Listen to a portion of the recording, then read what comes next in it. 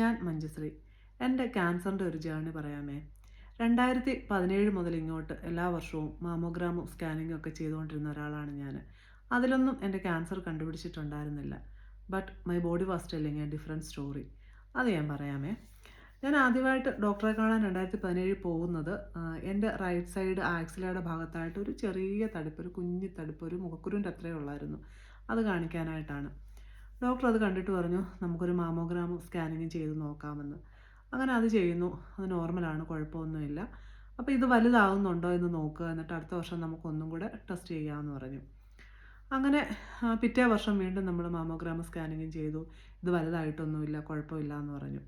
അതിൻ്റെ പിറ്റേ വർഷം വീണ്ടും ഇത് തന്നെ ചെയ്തു. ആ വർഷമാണെന്ന് തോന്നുന്നു, അതോ അതിൻ്റെ പിറ്റേ വർഷമാണെന്ന് നേരത്തെ, കാരണം കണ്ടിന്യൂസ് ആയിട്ട് എല്ലാ വർഷവും അത് ചെയ്യുന്നുണ്ടായിരുന്നു. 2019 20 മാമോഗ്രാം സ്കാനിങ്ങും ചെയ്തപ്പം ലെഫ്റ്റ് സൈഡിലും കുഞ്ഞി കുഞ്ഞി തടുപ്പുകൾ കണ്ടു. പക്ഷേ എനിക്ക് പുറമേ അത് കാണാൻ പറ്റുന്നുണ്ടായിരുന്നില്ല. ഡോക്ടേഴ്സ് ഈ ടെസ്റ്റ് ചെയ്തപ്പോഴാണ് അത് കണ്ടുപിടിച്ചത്. അന്നേരം എന്നോട് പറഞ്ഞു നമുക്കൊരു MRIയും കൂടെ ചെയ്യാമെന്ന്. അങ്ങനെ MRIയും ചെയ്തപ്പോഴും ഒരു പ്രശ്നങ്ങളും ഇല്ല, നല്ലൊരു റിസൾട്ട് തന്നെയാണ്, കുഴപ്പമൊന്നും ഇല്ല എന്ന് പറഞ്ഞിട്ടാണ് നമുക്ക് കിട്ടുന്നത്. അപ്പോൾ അടുത്ത വർഷം വീണ്ടും സെയിം ടെസ്റ്റുകൾ റിപ്പീറ്റ് ചെയ്യാമെന്ന് പറഞ്ഞു. അങ്ങനെ പിറ്റേ വർഷം വീണ്ടും നമ്മൾ ടെസ്റ്റ് ചെയ്യുന്നു. അപ്പോഴും ഈ തടുപ്പുകളൊക്കെ അതുപോലെ ഉള്ളൂ, വലുതായിട്ടൊന്നുമില്ല, രണ്ട് സൈഡിലും കുഴപ്പമൊന്നുമില്ല. അങ്ങനെ നമ്മൾ പോരുന്നു. അത് കഴിഞ്ഞ് 2022 ഞാൻ UK പോരുന്നത്. അതിന് തൊട്ട് മുന്നേ ഞാൻ വിചാരിച്ചു ഒന്നുകൂടി ടെസ്റ്റുകളെല്ലാം ചെയ്യാം. കാരണം ഇവിടെ വന്നു കഴിഞ്ഞിട്ട് നമുക്ക് ഇതൊക്കെ ചെയ്യാൻ ഉടനെ പറ്റുമോ, സൗകര്യം കിട്ടുമോ എന്നൊന്നും അറിയത്തില്ലല്ലോ. അതുകൊണ്ട് നാട്ടിൽ ചെയ്തിട്ട് വരാമെന്ന് വിചാരിച്ചു. ഞാൻ എല്ലാ വർഷവും നാട്ടിലാണ് ഈ ടെസ്റ്റുകൾ ചെയ്തുകൊണ്ടിരുന്നത്. പക്ഷേ ഞാൻ പുറത്തായിരുന്നു വർക്ക് ചെയ്തത്. അത് കഴിഞ്ഞാണ് പിന്നെ നമ്മൾ UK പോരുന്നത്. അങ്ങനെ അന്നും ആ ടെസ്റ്റുകൾ ചെയ്തു, അതൊക്കെ നോർമലായിരുന്നു. അപ്പോൾ ഡോക്ടർ പറഞ്ഞു ഇനിയൊരു 2 വർഷം കഴിഞ്ഞിട്ട് ചെയ്താൽ മതിയെന്ന്. അപ്പോൾ ആശ്വാസമായി, ഇനി 2 വർഷം കഴിഞ്ഞിട്ട് മതിയല്ലോ, അപ്പോൾ ഇനി അതിനെക്കുറിച്ച് അന്നേരം ചിന്തിച്ചാൽ മതിയല്ലോ എന്ന് വിചാരിച്ചു. അങ്ങനെ നമ്മളിവിടെ വന്നു. ഞാൻ നേരത്തെ ഒരു വീഡിയോയിൽ പറഞ്ഞിട്ടുള്ളതുപോലെ ഇവിടെ വന്നു കഴിഞ്ഞ് ഞാൻ ഒരുപാട് നടക്കുന്ന ഒരാളായിരുന്നു. സത്യം പറഞ്ഞാൽ കുറേ കിലോമീറ്ററുകളൊക്കെ ഞാൻ നടന്നിട്ടുണ്ട്. ഒരു കുഴപ്പമില്ലാതെ നല്ല രീതിയിൽ നടന്നുകൊണ്ടിരുന്ന ആളാണ് ഞാൻ. പിന്നെ പോകെ എനിക്ക് അങ്ങനെ നടക്കാൻ പറ്റാതായി. കാരണം എന്താണ്, ശ്വാസം മുട്ടലും പിന്നെ നടക്കുമ്പോൾ കിതപ്പ് അങ്ങനെയൊക്കെ ആയിട്ട് എനിക്ക് കയറ്റമൊക്കെ പ്രത്യേകിച്ച് കയറാനേ പറ്റില്ല, സ്റ്റെപ്പുകളൊന്നും കയറാൻ പറ്റത്തില്ല. അപ്പോഴത്തേക്ക് നല്ല കിതപ്പായി, ശ്വാസം നിലച്ചു പോകുമെന്ന് നമുക്ക് തോന്നും. അന്ന് തുടങ്ങിയ ശ്വാസം മുട്ടലാണ് കേട്ടോ. ഇപ്പോഴും എനിക്ക് ആ ശ്വാസം മുട്ടലുണ്ട്. ഇപ്പോൾ ദേ വർത്തമാനമൊക്കെ പറയുമ്പോഴും ആ ശ്വാസം മുട്ടൽ തന്നെ ഉണ്ട്. അങ്ങനെ അതൊന്ന്. അത് കഴിഞ്ഞ് ക്ഷീണവും തളർച്ച, ഉറക്കമാണ് മെയിൻ. ക്ഷീണം എവിടെയെങ്കിലും കണ്ടു കഴിഞ്ഞാൽ നമുക്ക് അവിടെ അങ്ങ് ഇരിക്കണം. ഉറക്കം അതുപോലെ. ഡ്യൂട്ടിക്കിടയിലൊക്കെ നമ്മൾ ഒരു 5 മിനിറ്റൊക്കെ കിട്ടിക്കഴിഞ്ഞാൽ എവിടെയെങ്കിലും മേശപ്പുറത്തൊക്കെ തല വെച്ചിട്ട് അവിടെ ഇരുന്ന് അങ്ങ് ഉറങ്ങിപ്പോകും. അന്നേരം ആരെങ്കിലും വന്നിട്ടായിരിക്കും തട്ടി വിളിക്കുന്നത്, അതുപോലെ അങ്ങ് ഉറക്കം. പിന്നെന്താ വിളർച്ചയെന്ന് വെച്ചാൽ മുഖമൊക്കെ വിളറി വെളുത്തു. അപ്പോൾ നമ്മുടെ കൂടെ വർക്ക് ചെയ്യുന്നവരൊക്കെ പറയുകയാണ്, ഓ ഭയങ്കര കളർ വെച്ചല്ലോ, മുഖമൊക്കെ നല്ല വെളുത്ത് കളർ വെച്ചല്ലോ എന്നൊക്കെ. അപ്പോൾ നമ്മൾ വിചാരിക്കും ആ കളറൊക്കെ ഇത്രയും വെച്ചോ, ഇങ്ങനെ വിചാരിക്കും. പക്ഷേ ഇതൊക്കെ HB ഒക്കെ കുറഞ്ഞിട്ടാണെന്നുള്ളത് നമ്മൾ അറിയുന്നുണ്ടായിരുന്നില്ലല്ലോ. അങ്ങനെ അത് കഴിഞ്ഞ് ഈ UK വന്നു കഴിഞ്ഞാൽ ആദ്യം എല്ലാവരും ചെയ്യുന്ന ഒരു പ്രധാന കാര്യമുണ്ട്, GP രജിസ്റ്റർ ചെയ്യാന്നുള്ളത്. കാരണം ഈ GP രജിസ്റ്റർ ചെയ്ത് കഴിഞ്ഞാൽ മാത്രമേ നമുക്ക് അപ്പോയിൻമെൻ്റ് ഒക്കെ എടുത്ത് ഡോക്ടേഴ്സിനെ കാണാൻ പറ്റത്തുള്ളൂ. ഞാനാണെങ്കിൽ ഇവിടെ വന്നിട്ട് അതൊന്നും ചെയ്തിട്ടുണ്ടായിരുന്നില്ല. നമുക്ക് കുഴപ്പമൊന്നും ഇല്ലല്ലോ എന്ന് വിചാരിച്ച് ഇങ്ങനെ അങ്ങ് പോവുകയാണ്. ഇനി GP അപ്പോയിൻമെൻ്റ് എടുത്തിട്ട് എന്ത് ചെയ്യാനാന്നൊക്കെ വിചാരിച്ചു. അപ്പോഴും ഇവിടെ എൻ്റെ കൂടെ ജോലി ചെയ്യുന്ന പിള്ളേരൊക്കെ എന്നോട് പറയുന്നുണ്ട്, ചേച്ചി GP രജിസ്റ്റർ ചെയ്തിടേ, കാരണം ഒരു എമർജൻസി നമുക്ക് എപ്പോഴാണ് വരുമെന്ന് പറയാൻ പറ്റത്തില്ല. വരുമ്പോൾ നമുക്ക് ഓടി ഹോസ്പിറ്റലിലോട്ട് പോകണമെങ്കിൽ ഈ GP രജിസ്ട്രേഷൻ നമ്പർ ഇതൊക്കെ വേണം, അതുകൊണ്ട് ചേച്ചി അത് ചെയ്തിടേന്ന് പറയുമായിരുന്നു. അന്നേരം ഞാനിതൊന്നും ചെയ്തിട്ടില്ല. അങ്ങനെ 2025 ഞാൻ ആദ്യമായിട്ട് GP രജിസ്റ്റർ ചെയ്യുന്നത്. അതും ചെയ്ത് കഴിഞ്ഞിട്ട് കുറച്ച് ദിവസം കഴിഞ്ഞപ്പോഴാണ് ഒരു ഡോക്ടറുടെ അപ്പോയിൻമെൻറ്റ് എടുത്ത്. അങ്ങനെ ഡോക്ടറുടെ അപ്പോയിൻമെൻറ്റ് ഒരു ജൂലൈ 1 ആദ്യമായിട്ട് എടുത്തു പോകുന്നത്. എൻ്റെ പ്രധാന ലക്ഷ്യം എന്താണ്, ബ്ലഡ് ടെസ്റ്റ് ചെയ്യുക എന്നുള്ളത്. കാരണം എനിക്ക് ഷുഗർ ഉണ്ടോയെന്നൊന്ന് അറിയണം. അപ്പോൾ ഈ ക്ഷീണവും തളർച്ചയൊക്കെ ഉണ്ടല്ലോ, അപ്പോൾ എൻ്റെ വിചാരം എന്തോ ഇനി ഷുഗർ വല്ലതും ഉണ്ടോ, ഷുഗർ ഉണ്ടോയെന്ന് അറിയണം. പിന്നെന്താ HB ഒക്കെ നോക്കണം. ഷുഗർ ഉണ്ടോയെന്ന് അറിയാൻ കാര്യം എൻ്റെ അമ്മയ്ക്ക് ഷുഗറുണ്ട്. അപ്പം ഞാൻ വിചാരിച്ചു ഇനി നമുക്ക് പാരമ്പര്യമായിട്ട് ഷുഗറൊക്കെ കിട്ടിയാണോ എന്ന് അറിയണമല്ലോ എന്ന് വിചാരിച്ചിട്ടൊക്കെയാണ് പോകുന്നത്. അവിടെ ചെന്നപ്പോൾ ഡോക്ടർ ജനറലായിട്ട് കുറേ കാര്യങ്ങളൊക്കെ ചോദിച്ചു. അത് കഴിഞ്ഞ് ഞാൻ അങ്ങോട്ട് പറഞ്ഞു, ഡോക്ടറെ എനിക്ക് ബ്ലഡൊക്കെ ഒന്ന് നോക്കണം, ഒത്തിരി നാളായി ഇതൊക്കെ നോക്കിയിട്ടെന്ന്. അപ്പോൾ പുള്ളിക്കാരൻ അതിന് എഴുതി തന്നു. പിറ്റേന്ന് ചെന്നിട്ട് ബ്ലഡ് ടെസ്റ്റ് ചെയ്യാനും പറഞ്ഞു. അങ്ങനെ ഞാൻ വീട്ടിൽ വന്നു. ഞാൻ അങ്ങോട്ടും നടന്നാണ് പോയത്, ഇങ്ങോട്ടും നടന്നാണ് വന്നത്. ഇപ്പോൾ എൻ്റെ GP എൻ്റെ വീടിന് തൊട്ടടുത്ത്, ഒരു 2 മിനിറ്റ് പോക്കേ ഉള്ളൂ. പക്ഷേ അന്ന് എനിക്ക് അപ്പോയിൻമെൻറ്റ് കിട്ടിയത് ഇച്ചിരി കുറച്ച് ദൂരം ഉണ്ടായിരുന്നു, ഒരു 10-20 മിനിറ്റ് നടക്കണമായിരുന്നു. ആ 20 മിനിറ്റ് ഞാൻ അങ്ങോട്ട് നടന്ന് ഇങ്ങോട്ട് നടന്നൊക്കെയാണ് ഞാൻ വന്നതും പോയതുമൊക്കെ.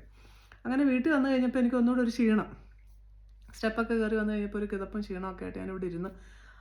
അന്നേരമാണ് എൻ്റെ ലെഫ്റ്റ് സൈഡ് ബ്രസ്റ്റിൻ്റെ ആ ഒരു സൈഡ് ഭാഗത്തായിട്ട് ഇങ്ങനെ സൂചി കൊണ്ട് കുത്തി ഇളക്കുന്ന പോലത്തെ ഒരു വേദന വന്നു. അത് കുറച്ച് സമയത്തൊക്കെ ഒരു നല്ല വേദനയായിരുന്നു. ഞാൻ അയ്യോ എന്താണ് ഈ വേദനയെന്ന് വിചാരിച്ചിട്ട് നോക്കിയതാണ്. നോക്കിയപ്പോഴാണ് എൻ്റെ കയ്യാൽ നല്ല രീതിയിലൊരു ലംബ് ഇങ്ങനെ തടയുകയാണ്. അത് അത്യാവശ്യം വലിപ്പമുണ്ട്. നമുക്ക് ഒറ്റ ടച്ചിന് തന്നെ എനിക്കത് ഫീൽ ചെയ്ത്. ഞാൻ വെച്ചു ദൈവമേ ഇത്ര നാളായിട്ട് നമ്മളെന്താ ഇത് കാണാതെ പോയത് എന്ന് വിചാരിച്ച് ഒരു ശാരസമയം എങ്ങനെയെന്ന് ചിന്തിച്ച് അത് കഴിഞ്ഞ് ഞാൻ GP-യിൽ വിളിച്ചു കഴിഞ്ഞപ്പോൾ അവർ അടുത്തൊരു ദിവസത്തേക്ക് അപ്പോയിൻമെൻറ്റ് തന്ന്. അങ്ങനെ ഞാൻ അവിടെ കാണാൻ പോയി. അപ്പോൾ അവിടുത്തെ ഒരു ലേഡി ഡോക്ടറായിരുന്നു. പുള്ളിക്കാരി എല്ലാം നോക്കി എല്ലാം കണ്ടതിന് ശേഷം പറഞ്ഞു ശരിയാണ് നീ പറഞ്ഞത്, എനിക്ക് ഒരു ലംബ് ഇവിടെ കാണാൻ പറ്റുന്നുണ്ട്, അത് ഫീൽ ചെയ്യുന്നുണ്ട്. അപ്പം നമുക്കൊരു ബ്രസ്റ്റ് ക്ലിനിക്കിലോട്ട് ഞാൻ റെഫർ ചെയ്യാം, ഇത് ക്യാൻസർ ആണോ അല്ലയോ എന്നുള്ളതാണ് ആദ്യം ഉറപ്പ് വരുത്തേണ്ടത്. പുള്ളിക്കാരി കുറേ പോസിറ്റീവായിട്ട് നല്ല രീതിയിലെല്ലാം എക്സ്പ്ലെയിൻ ചെയ്ത് തന്നു. അങ്ങനെ ബ്രസ്റ്റ് ക്ലിനിക്കിലോട്ട് നമുക്ക് അപ്പോയിൻമെൻറ്റ് കിട്ടുന്ന ഒരു കുറച്ച് ദിവസം കഴിഞ്ഞിട്ടാണ്, 3-4 ദിവസം കഴിഞ്ഞിട്ടാണെന്ന് തോന്നുന്നു കിട്ടുന്നത്. അത് ഒരാഴ്ച കഴിഞ്ഞെന്ന് എനിക്ക് തോന്നുന്നു. അന്നേരം നമ്മൾ അങ്ങോട്ട് പോയി.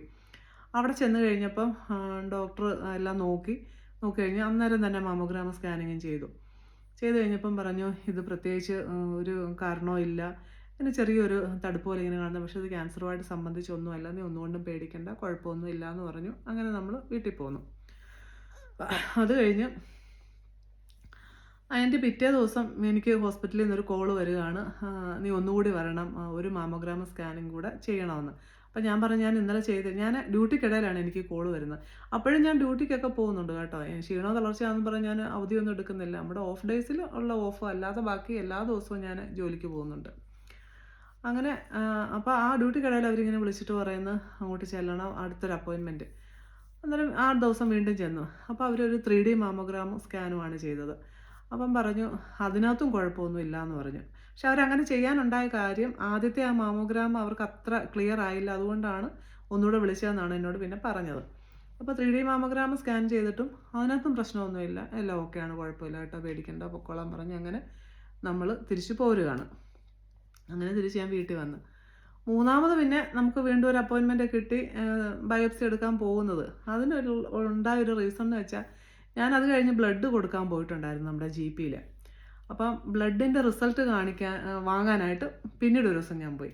ആ റിസൾട്ട് ഡോക്ടറെ കാണിച്ചിട്ട് ഇപ്പം ഡോക്ടർ പറയുമല്ലോ എന്തൊക്കെയാണെന്ന് പറയുമല്ലോ ടെസ്റ്റ് ചെയ്തതിനകത്ത്, അത് കാണിക്കാനാണ് പോയത്.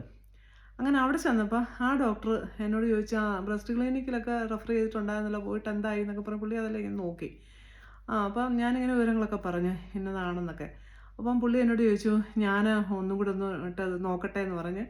അപ്പം ആ ഡോക്ടർ പിന്നെ ഒരു നേഴ്സിനെയും കൂടെ വിളിച്ചിട്ട് പുള്ളിക്കാരൻ ഒന്നും കൂടെ ഒന്നെല്ലാം നോക്കിയിട്ട് എന്നോട് പറഞ്ഞു ഇത് ഞാൻ ഒന്നും കൂടെ തന്നെ റെഫർ ചെയ്യുവാന്ന് പറഞ്ഞു ബ്രസ്റ്റ് ക്ലിനിക്കിലോട്ട്. ഞാൻ പറഞ്ഞു ആയിക്കോട്ടെ എന്ന്. പക്ഷേ ഇത് കണ്ടുപിടിച്ച് കഴിഞ്ഞപ്പോൾ തൊട്ട് എനിക്കെന്തോ ഒരു ഡിസ്കംഫോർട്ട് ഫീൽ ചെയ്യുന്നുണ്ട് എപ്പോഴും. നമ്മളത് കണ്ടുപിടിച്ച് കഴിഞ്ഞുകൊണ്ടായിരിക്കും, അതിന് മുന്നേ എനിക്ക് അങ്ങനെയൊന്നും ഫീൽ ചെയ്തിട്ടില്ല. ഒരു ഡിസ്കംഫോർട്ട്, എന്തൊക്കെയോ ഒരു അസ്വസ്ഥത, ചില സമയത്ത് ഇങ്ങനെ കുത്തി വലിക്കുന്ന പോലെ തോന്നുന്നു, അങ്ങനെയൊക്കെ നമുക്ക് തോന്നുന്നുണ്ട്. അപ്പം ഞാൻ ഡോക്ടറോട് ഈ കാര്യങ്ങൾ പറഞ്ഞു. അപ്പം പുള്ളിക്കാരൻ പറഞ്ഞു എന്നാൽ ഒന്നും കൂടെ റെഫർ ചെയ്യാം സെയിം ബ്രസ്റ്റ് ക്ലിനിക്കിലോട്ട്. അങ്ങനെ തന്നെ വീണ്ടും അങ്ങോട്ട് ഒന്നുകൂടെ റെഫർ ചെയ്ത് കഴിഞ്ഞപ്പോഴാണ് നമുക്ക് അടുത്തൊരു അപ്പോയിൻമെൻറ്റ് ഈ ബയോപ്സി എടുക്കാനായിട്ട് കിട്ടുന്നത്. അപ്പോൾ ആ വിശേഷങ്ങളൊക്കെ ഞാൻ അടുത്ത വീഡിയോയിൽ പറയാം കേട്ടോ. പിന്നെ വീഡിയോ കാണുന്നവർ ഒന്ന് സബ്സ്ക്രൈബ് ചെയ്ത് തന്നെ ഹെൽപ്പ് ചെയ്യണം. Thank you everyone. Thank you so much.